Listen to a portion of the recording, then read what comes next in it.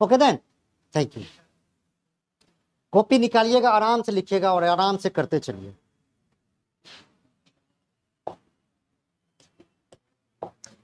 राजगृह में आयोजित, याद रखिएगा यहाँ पर प्रश्न को जब हम प्रश्न सेट भी कर रहे हैं तो 3-4 प्रश्न उसमें छूटा होगा।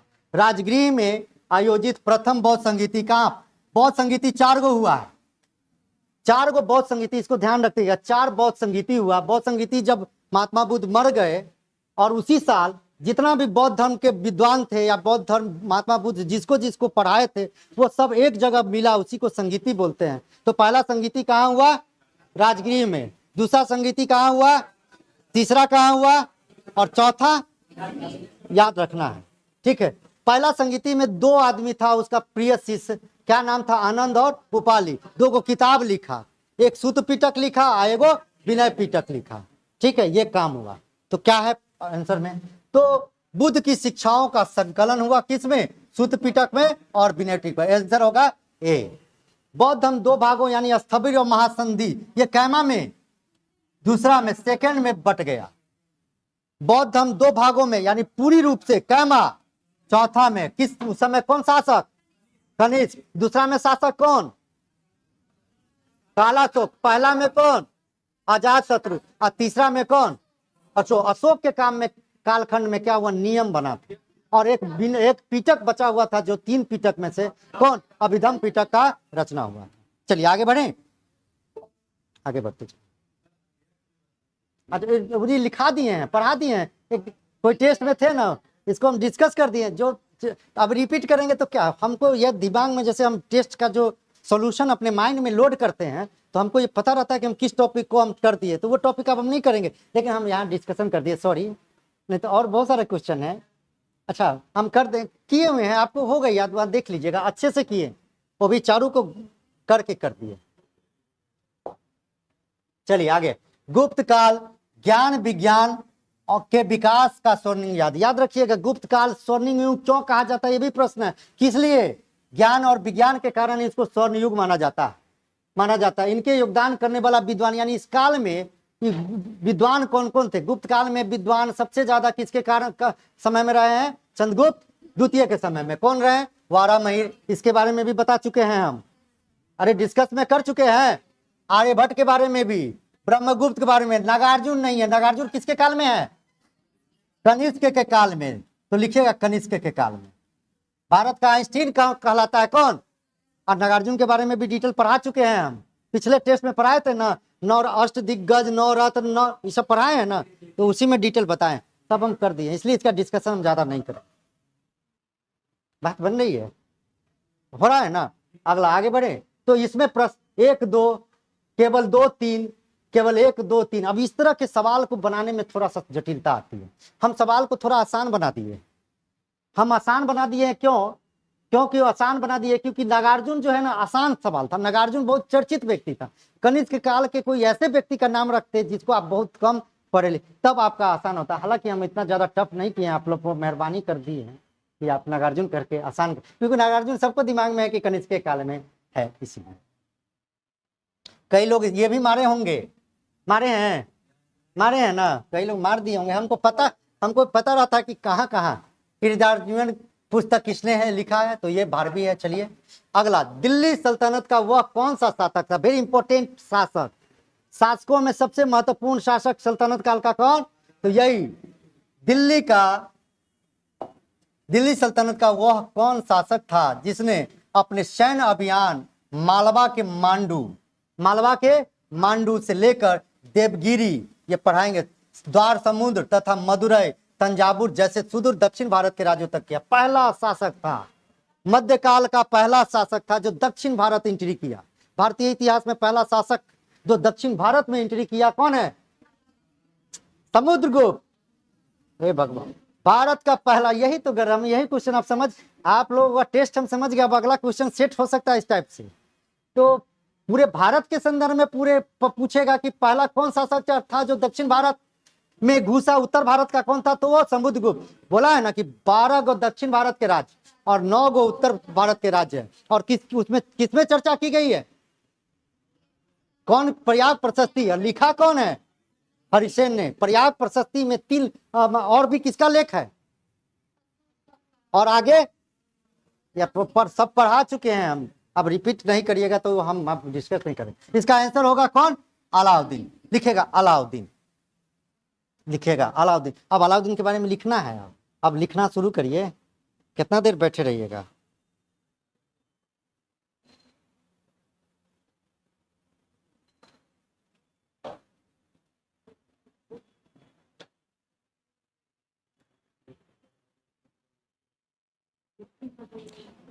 बाद में करते हैं सर, ठीक है? जी जी ठीक। चलिएगा लिखते चलिएगा। इसके बारे में जितने सिगमेंट है आप लिखने के क्रम में हम बोलेंगे पूरे लैंग्वेज। सुन लीजिए, लिखने के क्रम में बोलेंगे लैंग्वेज। आपको लैंग्वेज नहीं लिखना है, नहीं तो बहुत समय लगेगा। आप सिर्फ पॉइंट लिखिएगा। लैंग्वेज बोलेंगे तो आप समझेंगे, सिर्फ पॉइंट लिखिएगा। पानी लेते आओ थोड़ा, लिखते चलिएगा। कालखंड इसका, सॉरी, अलाउद्दीन खिलजी। वास्तविक नाम अली गुरसत। वास्तविक नाम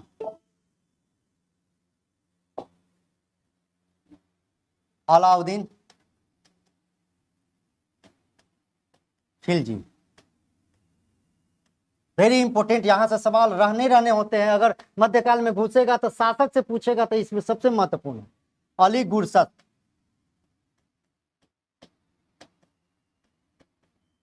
ठीक है, अली गुरसत।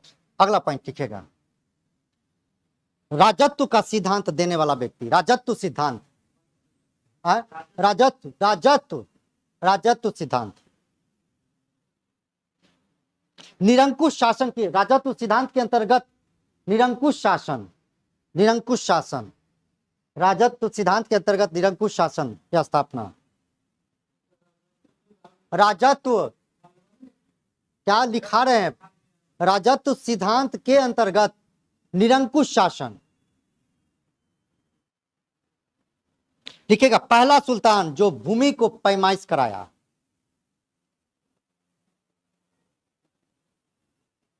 भूमि पैमाइश,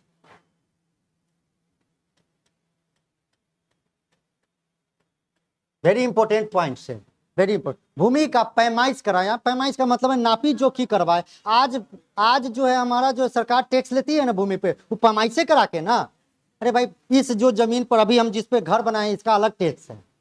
आपका जो खेत होगा ना उसका अलग टैक्स है। उसको जब लिखाने जाइएगा ना तो उस पर अलग लिखाई दाम होगा, इसका अलग लिखाई दाम है। जानते हैं ना, वो पैमाइश पहली बार भारत में कोर्स किसने किया? अलाउद्दीन के। तो लिखेगा, लिखते चलिएगा, राजस्व निर्धारण प्रणाली लागू किया। राजस्व निर्धारण प्रणाली लागू किया।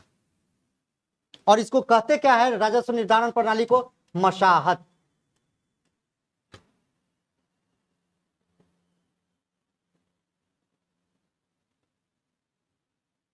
और दो गो मापने का दो गो प्रणाली विकसित किया। बिस्बा, बाद में यही बिस्बा जो है कट्ठा में बदलेगा। बिस्बा, अरे 20 बाग, 1 बीघा जमीन को 20 भागों में। बिस्बा और बीघा, बिस्बा बोलते हैं कट्ठा को, आप बीघा तो जान ही रहे हैं, बीघा आ जाए ना, बीघा। अगला पॉइंट तेजी से लिखते चलिएगा। लिखेगा बिस्बा और बीघा पैमाइश। सैन्य सुधार किया। सैन्य सुधार और अस्थाई सेना। सैन्य सुधार और अस्थाई, सैन्य सुधार और अस्थाई सेना। और नगदी पैसा देने का पहला काम जो है आर्मी के लोगों को, सैन्य लोगों को नगदी रुपया, आज नगदी मिलता है ना, नगदी पैसा यानी नगदी वेतन देने का परंपरा शुरू किया। पहला नगदी वेतन, नगदी वेतन, नगदी वेतन, नगदी वेतन।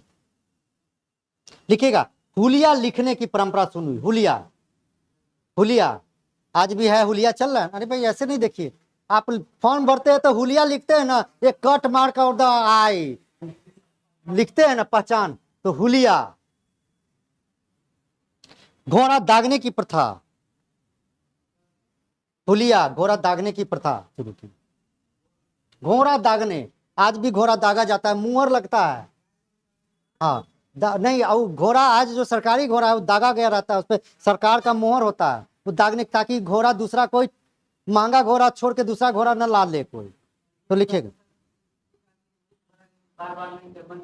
बिल्कुल उसी घोड़ा को बार बार दिखा ना पाए, तो घोड़ा को भी क्या करना, दागने की प्रथा है। बहुत सारा सुधार किया, क्योंकि चैप्टर पढ़ा रहे हैं हमको, वन लाइनर चीजों को कवर करके आगे बढ़ना है। अगला सिकंदर येसानी या द्वितीय सिकंदर कहलाता है। सिकंदर येसानी या द्वितीय सिकंदर, सिकंदर येसानी या द्वितीय सिकंदर कहलाता है। पहला शासक जिसने बाजार नियंत्रण प्रणाली लाया, बाजार नियंत्रण प्रणाली, आज वही बाजार नियंत्रण प्रणाली आज डेवलप होकर क्या हो गया है, आर्मी में कैंटीन व्यवस्था, आज वही हो गया, बाजार नियंत्रण प्रणाली लाया, बाजार नियंत्रण प्रणाली। कोष्ट में लिखेगा इसकी चर्चा किस किताब में है, तारीख है फिरोजशाही में, लिखेगा तारीख है फिरोजशाही में। इसकी चर्चा कहाँ है, तारीख है फिरोजशाही में। और ये किताब लिखा कौन है, बर्नी, बर्नी लिखा है, बर्नी, बर्नी, जियाउद्दीन बर्नी। इन्होंने 2 कर लगाया, टैक्स, 2 टैक्स लगाया, घर पर लगाया, उसी समय से घर पर टैक्स है, घर ही और चरही, चरने वाला पर भी, घर ही और चरही। पहला शासक था जो कर जो है घर ही, लिख दें घर ही और चरही, ये दोनों नाम से भी पता है, चर जहां चराते हैं, और घर ही घर वन पर, आज भी तो चल रहा है। अरे घर पर नहीं है टैक्स क्या, भगवान इस पे टैक्स नहीं दे रहा है, इस पे बिजली चल रहा है उस पे भी टैक्स दे रहे हैं, हम घर पे भी दे रहे हैं, सब कुछ टैक्स दे रहे हैं, टैक्स दे रहे हैं। घर पे टैक्स नहीं है क्या, यहाँ सबसे ज्यादा टैक्स, बिजली का 90 रुपया हर रोज हमसे टैक्स लेता है, बिजली का, खाली लगा हम चलाए ना चलाए, बंदे रखेंगे तब भी 90 रुपया।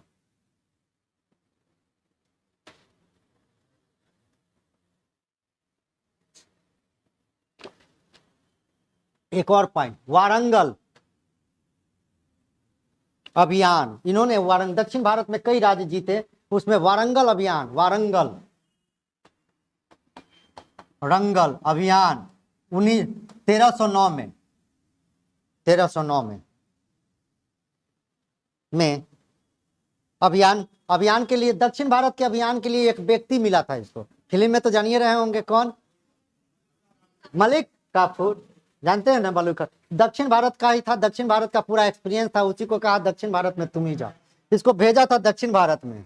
तो दक्षिण भारत में गया कहां पर, वारंगल, वहां पर शासक वंश कौन था, काकतीय, तो लिखेगा यहां काकतीय वंश का शासन था।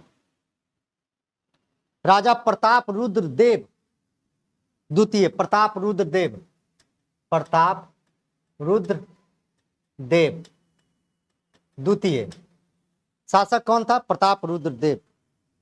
ये क्या किया था कि डर के मारे अपना मूर्ति बना लिया, और मूर्ति में सोना का माला बना लिया, और सोना माला के और मूर्ति को मलिक काफूर के पास लेके कहा कि हम समर्पण करते हैं, बाद में इसको मार दिया, लास्ट मैंने बाद में माफ कर दिया, और बाद में यही जो प्रताप रुद्र देव के पास ही था कौन, कोहिनूर हीरा दे दिया, और यही कोहिनूर लेके कहाँ गया, उसके पास। तो लिखिएगा यही कोहिनूर हीरा अलाउद्दीन को मिला, ये इसी से मिला। अगला पॉइंट, पहला शासक जिसने गुप्तचर व्यवस्था लागू किया, मध्यकाल का पहला शासक जिसने गुप्तचर व्यवस्था लागू किया। वैसे भारत के इतिहास में अगर पूछेगा गुप्तचर व्यवस्था लागू किया तो पहला कौन है, चंद्रगुप्त मौर्य। मध्यकाल में पूछेगा तो कौन है, और अंतिम भारत दुनिया में सबसे ज्यादा इसका इस्तेमाल करने वाला व्यक्ति कौन है, हिटलर। हिटलर इसका सबसे ज्यादा इस्तेमाल करता। उसका तो ऐसा स्थिति था जैसे आज इजराइल वगैरह भी करता है कि हम राजा वहां शासक हम है, तो इनको गुप्तचर बना दिए, ठीक है, और इसका गुप्तचर बना दिए, उसका गुप्तचरों का गुप्तचर। अलाउद्दीन भी यही करता था, और हाई टेक्नोलॉजी था। ये गुप्तचरी व्यवस्था इतना टाइट था कि अगर वो बाजार में गया और एक बच्चा को 50 ग्राम कम दे दिया तो बनिया का 50 ग्राम शरीर से खून ले लेता था, इतना गुप्तचरी व्यवस्था इसका टाइट था। इसके लिए एक विभाग बना दिया, ये तो लिखेगा गुप्तचरी, लिखेगा एक विभाग बनाया, बरीद ए ममालिक, बरीद ए ममालिक, बरीद ए ममालिक। वरिद बोलते हैं गुप्तचर को, मामालिक। लिखेगा इसमें चार पांच गो विभाग खोला है, ये विभाग से सवाल पूछता है, पांचों विभाग लिख लीजिए, लिख ले। लिखेगा विभाग, विभाग और नाम, इधर नाम।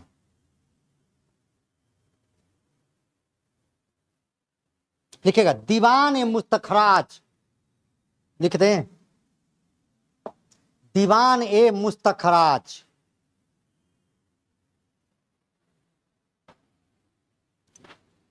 दीवान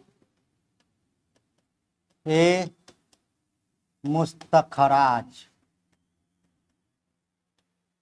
दीवान ए मुस्तखराज, ठीक है। लिखेगा भ्रष्टाचार रोकने के लिए विभाग बना था, बाजार में भ्रष्टाचार न हो, लिखिएगा राजस्व व्यवस्था में भ्रष्टाचार रोकने के लिए। दीवान ए बिजारत, वेरी इंपॉर्टेंट हियर, दीवान ए बिजारत। लिखिएगा सुल्तान के बाद ये दूसरा पद था, सुल्तान का दूसरा पद था, जैसे आज दूसरा पद कौन है प्रधानमंत्री के बाद, उसी तरह से समझिए दीवान ए बिजारत। तीसरा दीवान ए इंसा, दीवान ए हिंसा नहीं इंसा। शाही पत्राचार विभाग, दीवान ए रसालत, दीवान ए रसालत। यह क्या है, विदेश विभाग।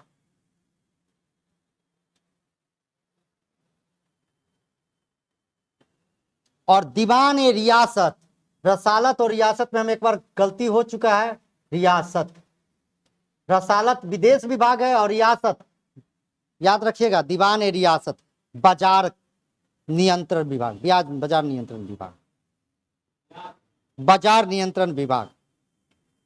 क्लियर है। अब हमें लगता है कि अलाउद्दीन के बारे में लगभग सारा जो भी इसके इंपोर्टेंट सेक्शंस है उस सेक्शंस को हम लोग देख लिया।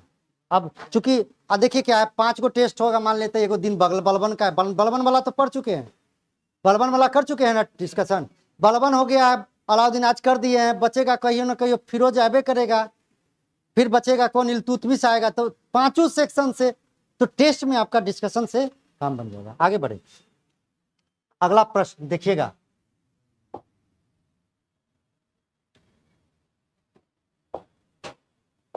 चलिए।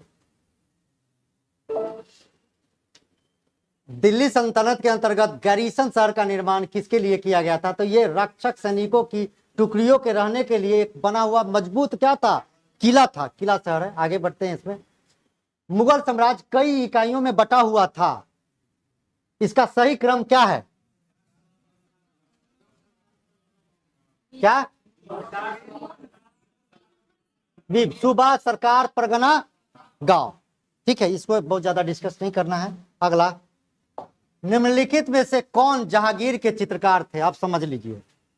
पता नहीं 1-2 बार से तो नहीं पूछ रहा है, पूरा मुगल काल में अगर कोई वीवीआई सेक्शन है, सबसे वीवीआई सबसे, तो वो कौन सेक्शन है, चित्रकारी।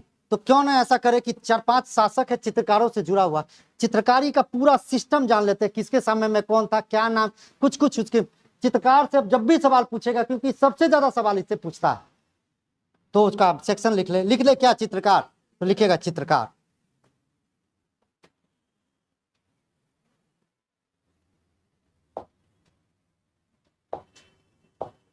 चित्रकार मुगल काल में, मुगल काल में चित्रकार पहला है बाबर, बाबर देखिएगा बाबर। इसके समय में एक चित्रकार का नाम है बिहजाद, बिहजाद नाम याद रखिएगा, बिहजाद। ये चित्रकारी क्या करेगा, अरे भाई ये अपने भागा भागा दौड़ रहा है, फरगना से भागा, इधर भागा उधर भागा, 4 साल भारत में रहा, अब हर साल लफड़े कहला है, 4 साल रहबे किया, 4 साल रफला पैदा किया है, टेंशन में है। भारत में 4 आदमी इसको बुलाया, 4 आदमी कहा कि आएगा लूट के जाएगा, हम अपना यहाँ शासन करेंगे, ये 4 टेंशन में है। चारू टेंशन में है। कहा कि यार हम सोचे थे, बुलाए थे, इसको इनवाइट किए थे कि आके लूटपाट करके जाएगा, शासक को मार के जाएगा, हम यहाँ का शासक बनेंगे, यहीं रह गए। लिखता है किताब में कि पता ना भारत क्यों इतना अच्छा लगता है, कुछ भी मेरे जैसा नहीं है, फिर भी अपना सा फील होता है, और अपना सा इतना ज्यादा फील होने लगा कि एक लंबा और शासक कर लिया। तो लिखेगा बाबर बिहजाद, लिखेगा। इसको बिहजाद का एक नाम है, नाम पूछा हुआ है, पूर्व का राफेल कहते हैं, पूर्व का राफेल, पूर्व का राफेल, बिहजाद को ही राफेल। वहां पर बहुत बड़ा चित्रकार होगा, लियोनार्दो दा विंची जैसा। तुजुके बाबरी में इसी का चर्चा है, तुजुके बाबरी, बाबरनामा। अरे बाबरनामा का ही कहते हैं क्या, तुजुक ए बाबरी, बाबरनामा या तुजुक ए बाबरी, तुर्की भाषा में है, पूछ चुका है बिपिन, क्लियर है। एक आदमी कौन, बिहजाद बाबर, नाम ब से बिहजाद, ब से बाबर। दूसरा नंबर हुमायूं, हुमायूं को कमजोर मत समझिए, थोड़ा अयाश टाइप का नंबर। हुमायूं का अर्थ होता है क्या, भाग्यशाली, जिंदगी भर यह भाग्यहीन रहा, नाम है भाग्यशाली लेकिन जिंदगी भर क्या है, तो लिखेगा भाग्य, हुमायूं। हुमायूं के समय में लिखेगा। मुगल चित्रकला का नींव इसी के काल में पड़ा, मुगल चित्रकला, बीपीएससी पूछ चुकी है ये प्रश्न, निम्न में से किसके कालखंड में मुगल चित्रकला की शुरुआत हुई, तो हुमायूं, निम्न। इसके काल में दो व्यक्ति है, जो दो व्यक्ति रहेगा चित्रकार, ये अपना इसके काल में भी रहेगा और बाद में बेटा के काल में भी रहेगा। तो लिखेगा मीर सैयद अली, मीर सैयद अली, मीर सैयद अली, मीर सैयद अली, वेरी इंपॉर्टेंट व्यक्ति, मीर सैयद अली।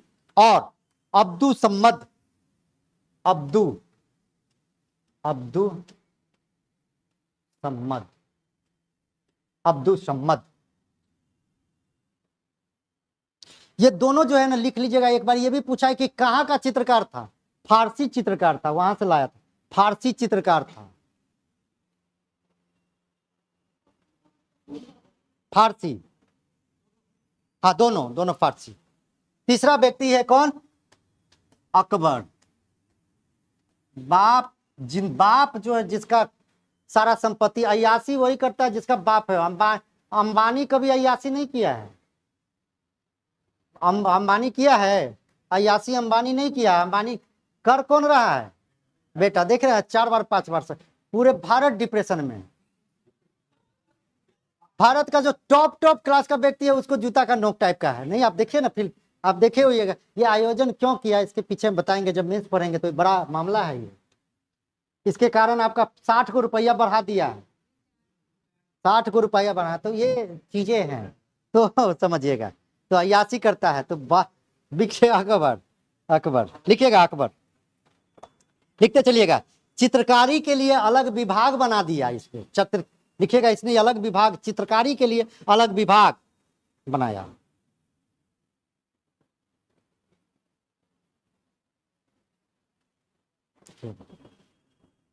लिखिएगा आईने अकबरी, किसका है किताब, अबुल फजल। आईने अकबरी में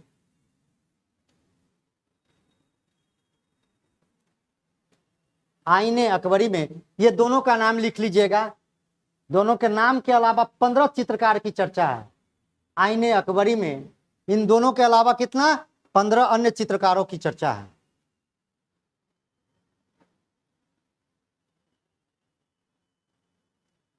अन्य चित्रकारों में लिखिएगा, चित्रकार कौन कौन है तो याद रखिएगा।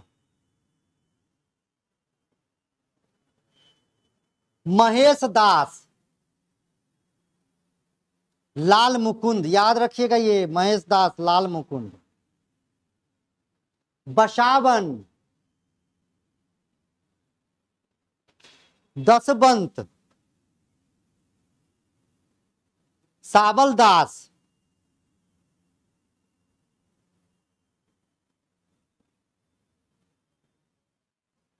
सावल दास, ये सब याद रखिएगा। देख रहे हैं ये बार बार, अब इन्हें पूछेगा कि मंसूर किसके कहले, अरे यार ये सब तो बच्चा वाला है, वो तो आता है फर्स्ट में सब याद, अब वो सब नहीं पूछने जा रहा है। ठीक है, आगे बढ़ते चले। अभी और इसके बारे में है बहुत सारा। पहली बार इसने इसका एक संग्रह करवाया रमजान नामा नाम से, हमजानामा नाम से। उसमें 1200 चित्र है, आज भी ओरिजिनल चित्र आपको मिल जाएंगे हमजानामा में। ठीक है, तो लिखेगा इसी के काल में चित्र संग्रह हजमनामा, हजमनामा, हजमनामा, चित्र संग्रह हजमनामा, या इसी को बोलते हैं दस्ताने अमीर हमजा, दस्ताने अमीर हमजा बनाया गया या चित्रकारी की गई।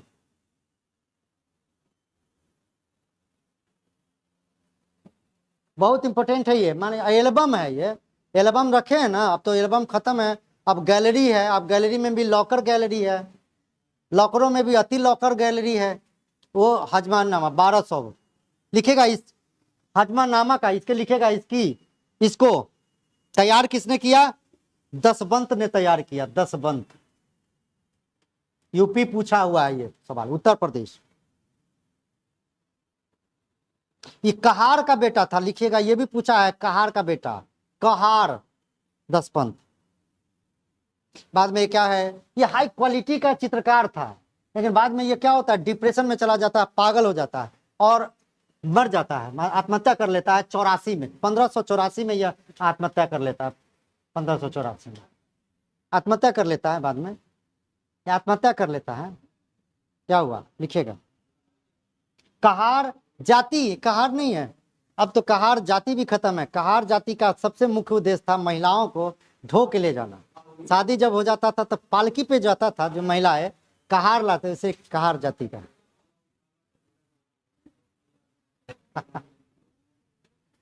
बचपन में कोई लोकनिया गए हैं? बचपन में लोकनिया गए हैं? बहन की शादी लोकनिया की, अब तो गाड़ी से गए होंगे तब नहीं, वो पालकी वाला लोकनिया है, पालकी वाला लोकनिया नहीं ना गए हैं। पालकी वाला लोकनिया में क्या था कि बहन का जब ये उठा, डोली उठा, भाई शुरू हो जाता था दौड़ना, इसको हटा देना, नहीं तो तुम लाइव कर देते हो, ये भी हम ऐसे बातें बोलेंगे हमको बड़ा ये लगेगा, इसको हटा देना। तो भाई स्टार्ट होता था, और मान लीजिए 8 किलोमीटर, पहले बहुत दूरी पर शादी होती नहीं थी, 8 किलोमीटर 10 किलोमीटर, तो 3-4 को लोकनिया जाता था प्रोटेक्शन के रूप में। भाई पीछे पीछे दौड़ रहा है और उधर जो है कहार तेजी से चल रहा है, 2 को कहार या ये 2 कहार, एक आगे एक पीछे, भाई छोट पीछे पीछे दौड़ते हुए चला गया। और सबसे बड़ी बात है वैसा हम भी किए, हम बहुत बच्चे थे, हमको याद है कि बहन की शादी हुई थी, करीबन 7-8 किलोमीटर दूरी था, पैदले सब कोई हमसे सीनियर से जा रहा था, लेकिन बड़ा मजा आ रहा था, जगह जगह पर रुक रहे थे, खाने पीने का माने नाश्ता पानी का व्यवस्था पालकी में ही सब कुछ रख दिया गया था कि सबको रास्ते में खिलाते पिलाते जाना। तो ये स्थिति है। क्या शादी उस समय नजदीके में ना होता था, अब ना दूसरे राज्य में, अब नौकरी करिएगा आप, जब हो जाएगा बीपीएससी तो 4-5 को राज्य का ऑफर रहेगा, नौकरी नहीं करिएगा तब ब्लॉक तक सीमित रहिएगा, ब्लॉक तक। थोड़ा छोटा नौकरी करिएगा तो जिला तक, बड़ा नौकरी करिएगा तो दूसरे जिला, एसएससी तक दूसरे जिला में भी चल सकते हैं आप। और अगर पीसीएस हो गए तो 7-8 को जिला को आप कवर करते हैं आपका ना। और आईएएस अगर बन गए तो फिर आप विदेश को भी आप ले सकते हैं लोग। अगला आइए, हजमनामा का लिखेगा, हजमनामा का पर्यवेक्षक, पर्यवेक्षक कौन था, माने देख रेख किसके, देख रेख, पर्यवेक्षक का दायित्व मीर सैयद को मिला था। मीर सैयद पर्यवेक्षक बना हम रहे हैं, देख रेख करने वाला पर्यवेक्षक मीर सैयद, मीर सैयद अली, मीर सैयद अली। अगला लिखेगा दसवंत, जहां लिखे ना दसवंत, 2 गो किताब भी लिखा हुआ है, तो दसवंत का 2 गो किताब भी है, लिखेगा खानदाने तैमूरिया और तुतीनामा, खानदाने तैमूरिया, खानदाने 2 गो किताब भी लिखा है, डिप्रेशन में बाद में चल गया, खानदाने तैमूरिया और तुतीनामा, तुतीनामा। अगला लिखेगा अकबर के काल में, बीपीएससी का सवाल ये पूछा हुआ, अकबर के काल में ही भित्ति चित्रकारी की शुरुआत हुई, भित्ति चित्रकारी, दीवालों पर चित्रकारी का शुरुआत हुआ।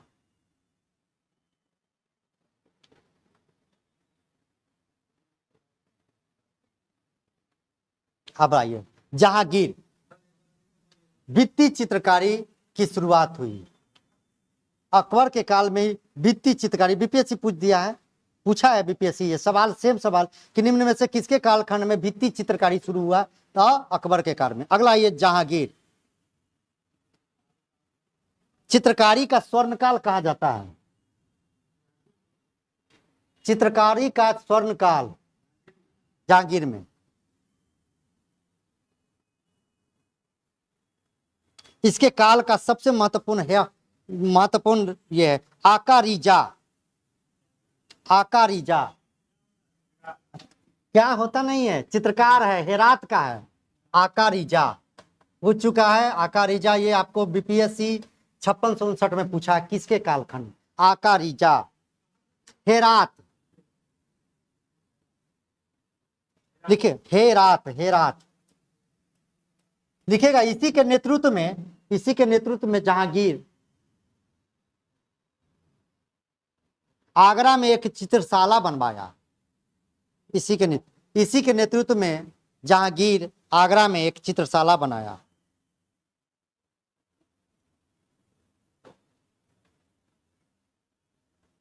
दूसरा व्यक्ति लिखिएगा जो चित्रकार थे, फारूक बेग। फारूक बेग, फारूक बेग, फारूक बेग। अगला लिखिएगा बिशन दास। बिशन दास, हाँ सब लिखाते हैं आगे। बिशन दास, उस्ताद मंसूर। मसूरी में तो मसूरी लिखी, मंसूर, उस्ताद मंसूर। दौलत, मनोहर, मनोहर भी बहुत खूब, मनोहर, मनोहर। अबुल हसन, अबुल हसन, अबुल हसन लिखेगा। बिशन दास जहां लिखे हैं लिखेगा, वेरी इंपॉर्टेंट, बिशन दास बहुत महत्वपूर्ण है। बिशन दास जहां पर लिखे वहां गोला घेर के निकलिएगा।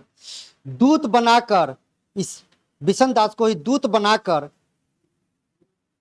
दूत बनाकर, अरे राजदूत बनाकर फारस के शासक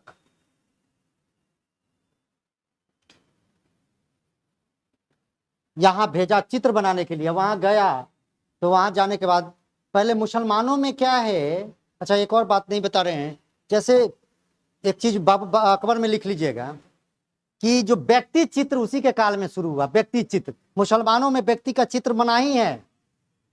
अकबर ने कहा कि मना ही है, अकबर कहा कि बनाओ, तो कोई चित्रकार राजी नहीं हुआ। कोई चित्रकार राजी नहीं हुआ, कहा कि फांसी चढ़ा दीजिए, हम नहीं बनाएंगे, क्योंकि उसमें व्यक्ति का चित्र नहीं बन सकता है। किसमें? मुसलमान में। अकबर कहा कि तुम दूसरा को नहीं बनाओगे, हमरे बनाओ पहले, और सबसे पहला चित्र अपने ही बनवाया। अब तो कोई टेंशन ना, कोई है क्या माने क्या बोलते हैं उसमें, मौलवी या कोई उनके धार्मिक गुरु कोई है क्या कोई डिस्टर्ब करने वाला? सबका महाराज अब क्या है बोलो, समझ रहे हैं। अकबर वो था, कहा कि मेरा ही पहले चित्र बनाइए। तो चित्र बना लिया अपना, तब फारस में भी पता चला तो कहा कि भेजिए ना कोई चित्रकार को, हम अपने पूरे खानदान को बना। तो वहां से भी चित्रकार फारस का, उसी समय से फारस के साथ हमारा जो रिलेशन है बेहतर रिलेशन है। फारस ईरान लिखेगा, भेजा। अगला लिखेगा उस्ताद मंसूर, लिखेगा उस्ताद मंसूर पक्षी विशेषज्ञ था। पक्षी विशेषज्ञ पूछा हुआ है सवाल।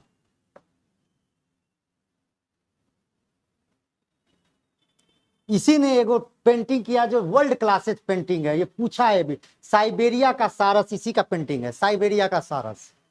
पढ़ना पड़ेगा, ये पढ़ना पड़ेगा, वो नहीं है, साइबेरिया का सारस। साइबेरिया का सारस बिहार में कहाँ आता है? कांवर झील, याद रखिएगा।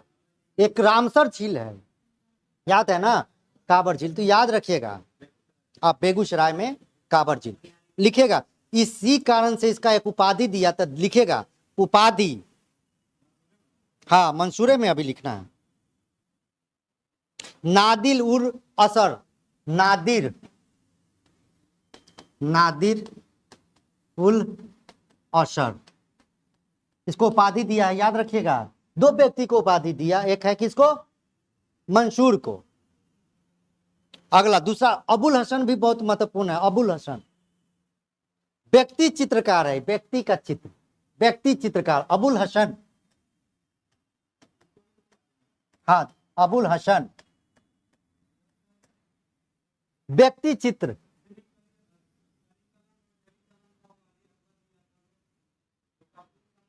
हाँ, उसको भूल गए। अच्छा चलिए चलिए अगला अबुल हसन। नादिरुल जमा इसको उपाधि मिला, क्या मिला, कहाँ गया, अबुल हसन नादिरुल जमा की उपाधि मिला। और किस चीज का पेंटिंग करता था, व्यक्ति का, नादिरुल जमा। चलिए आगे बढ़ते हैं, हो गया। अब इससे ज्यादा सवाल अब हमको नहीं लगता है कि हिम्मत है ये टॉपिक। जैसे मुगल काल में कई 5-6 हर टेस्ट में मुगल काल से तो सवाल रहेंगे ना।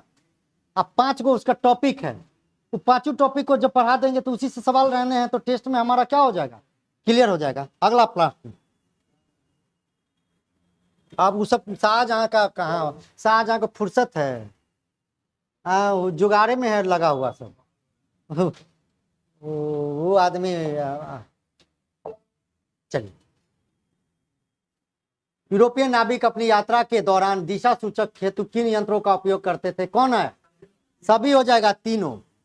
अगला, किस एक्ट के तहत भारतीय व्यापार पर ईस्ट इंडिया कंपनी का एकाधिकार समाप्त कर सभी ब्रिटिश नागरिकों को भारत के साथ व्यापार। देखिए क्या है, पहली बार हम क्लास में भी हाल में ही चर्चा हुई है, पहली बार विश्व के अंदर में लौह क्रांति होती है। कब, लौह क्रांति 2 बार, एक होता है 11वीं शताब्दी में ईसापुर में, और दूसरी बार 1813 में। 1813 में पहली बार औद्योगिक क्रांति होती है दुनिया में।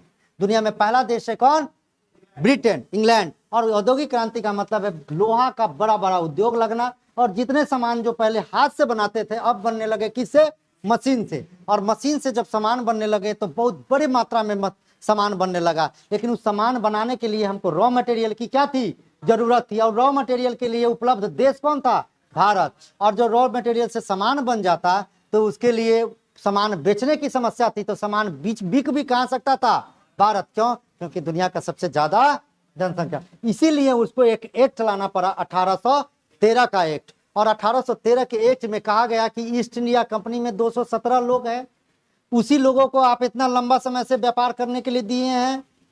1600 से लेकर अभी तक व्यापार कर रहा है, 1600 में स्थापना हुआ ईस्ट इंडिया, उसको दे एकाधिकार। आप सबके लिए खोलिए, 3-4 आदमी को मानिएगा, सबको मानिए, इसलिए सबको खोल दिया। तो क्या हुआ, इंग्लैंड के बड़े पैमाने पर लोग भारत से व्यापार, पहले 217 लोग शोषण कर रहे थे, अब हजारों की संख्या में लोग आना शुरू किए। कोई चंपारण चला गया, कोई कहाँ चला गया, अपना अपना अड्डा बना लिया, और इस प्रकार से शोषण। तो लिखिएगा लिखिएगा मैंने एक्ट लिखिएगा 1813 का एक्ट। हाँ वही लिखा दे रहे, लिखा दे। 3 बातें थी, 3 बातें 1813 के एक्ट में, 3 बातें 1813 के एक्ट में 3 बातें लिखी गई हैं। पहला, कंपनी का एकाधिकार खत्म, चाय और चीन छोड़कर, चाय और चीन छोड़कर। दूसरा नंबर एक तो यह हो गया। दूसरा नंबर इसने क्या किया,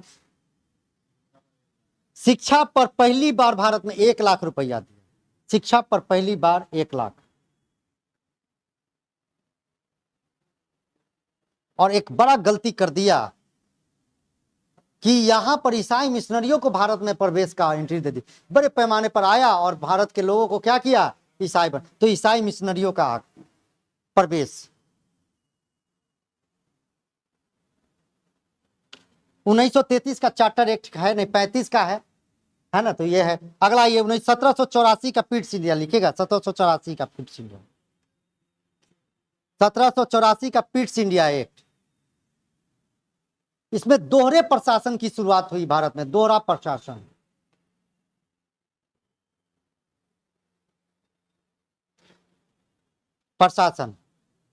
दोहरा प्रशासन में 2 तरीके का प्रशासन, बोर्ड ऑफ डायरेक्टर्स, देखिएगा बोर्ड ऑफ डायरेक्टर्स और board of control. Board of directors व्यापार के लिए और कंट्रोल प्रशासन के लिए, राजनीतिक रूप से कंट्रोलर। अगला लिखिएगा 1773। 1773 बंगाल के गवर्नर को गवर्नर जनरल कहा जाने लगा। बंगाल के गवर्नर को गवर्नर जनरल, और वारेन हेस्टिंग्स पहला गवर्नर जनरल बना।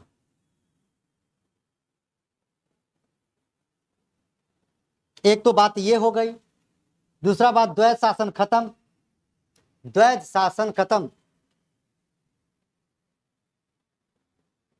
और तीसरा सबसे महत्वपूर्ण बात कि सर्वोच्च न्यायालय की स्थापना कलकत्ता में 1774 में, सर्वोच्च न्यायालय की स्थापना कलकत्ता में।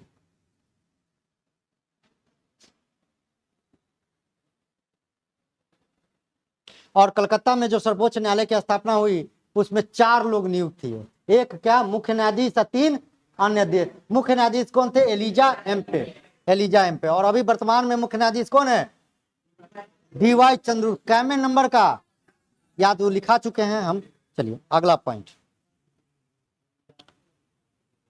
स्वतंत्रता के बाद पहला कौन थे मुख्य न्यायाधीश बताइए? हीरालाल जे कानून। अगला, भारतीय राष्ट्रीय कांग्रेस की प्रथम भारतीय महिला अध्यक्ष सरोजिनी नायडू ने किस अधिवेशन की अध्यक्षता की?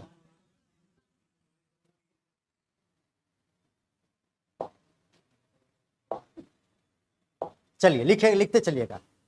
कलकत्ता अधिवेशन है, लिखिएगा। Annie Besant. कलकत्ता अधिवेशन की अध्यक्षता कौन किया? Annie Besant. भारत का पहला यानी कांग्रेस का पहला महिला अध्यक्ष एनी बेसेंट। कहाँ की थी? आयरलैंड की थी। कॉमनवेल्थ इसी की क्या है? पुस्तक है, पत्रिका। और न्यू इंडिया। अगला, मद्रास में 1925 में नहीं हुआ था। कब हुआ था 1925 में? तो कानपुर में। कानपुर में, तो कानपुर में लिखिएगा, कानपुर। अध्यक्षता कौन किया था? सरोजिनी नायडू। लिखिएगा सरोजिनी नायडू। सरोजिनी नायडू। भारत का पहला राज्यपाल भी यही है, सरोजिनी नायडू। और इसी सम्मेलन में हिंदी को राष्ट्रभाषा घोषित किया गया। हिंदी को राष्ट्रभाषा घोषित किया गया। हिंदी को राष्ट्रभाषा घोषित किया गया।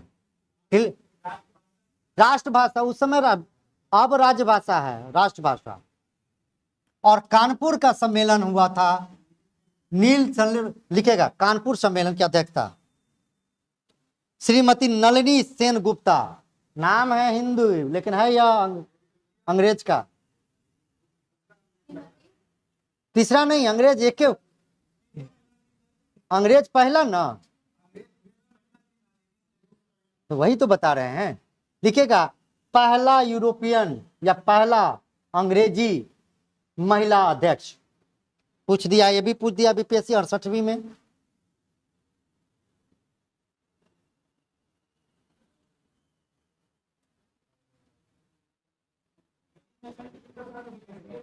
हाँ, भारत की नागरिकता ले ली थी, वो ले ली, उसको नहीं करना। कौन? तो वहां का ले ली थी, वहां का। इसीलिए तो बोलते हैं अंग्रेज, पहला अंग्रेज महिला अध्यक्ष कौन? ये। अगला पॉइंट लिखिएगा। अगला 12 नंबर, कलकत्ता के हिंदू कॉलेज कलकत्ता, अच्छा चलो ठीक है, सुभाष चंद्र बोस के नाम से पहले सम्मानजनक नेताजी उपाधि जर्मनी में मिला था। कलकत्ता के हिंदू कॉलेज की स्थापना में महत्वपूर्ण योगदान किसका था? तो डेविड हेयर का। तो लिखिएगा डेविड हेयर घड़ीसाज था, डच घड़ीसाज, डच था, डच घड़ीसाज। इसकी स्थापना हुई थी 1817 में, कलकत्ता में हुआ था। क्लियर है? चौथा नंबर ऑप्शन है विवियन डिरोजियो। यंग आंदोलन यही चलाया था, बंगाल आंदोलन 1826 में। यंग बंगाल आंदोलन। और इसी यंग बंगाल आंदोलन के कारण महिलाओं का शिक्षा बढ़ा। नारी शिक्षा पर इसने बोल दिया कि नहीं, महिला भी पढ़ सकती है। हालांकि महिला शिक्षा के लिए बहुत आगे काम करेगा दूसरा व्यक्ति, रनाडे और उनकी वाइफ करेगा। तो विवियन डिरोजियो यंग बंगाल आंदोलन। अब आते हैं तीसरा नंबर में है दयानंद सरस्वती। इसको ले लीजिए, पूरे उठाइए, यहां से सवाल पूछा जाता है। दयानंद सरस्वती, मूल नाम मूल शंकर।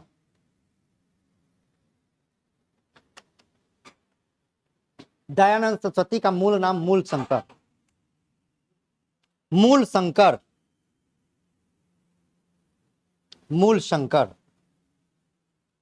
मूल नाम क्या है? ओरिजिनल नाम मूल शंकर। लिखेगा 1875 में आर्य समाज की स्थापना।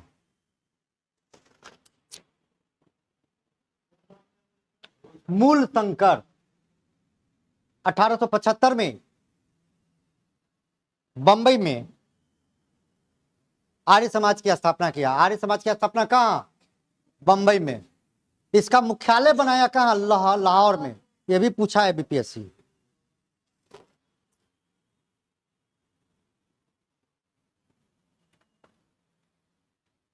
देखिएगा इनका गुरु कौन है? कहां? गुरु बिरजानंद। बिरजानंद, बिरजानंद, बिरजानंद। इसको भारत का मार्टिन लूथर कहते हैं। भारत का Martin Luther, Luther king. Bharat का मार्टिन लूथर किंग किसको बोलते हैं? इसी को लिखते चलना। लिखेगा वेद की ओर लौटो। दूगो नारा देता है, वेद की ओर लौटो और भारत भारतीयों के लिए है, यह भी नारा देता है। वेद की ओर लौटो और भारत भारतीयों के लिए है। भारत भारतीयों के लिए है, इसका नारा कौन दिया? अब भारत भारतीयों के लिए है क्या? इंग्लिश क्या होगा?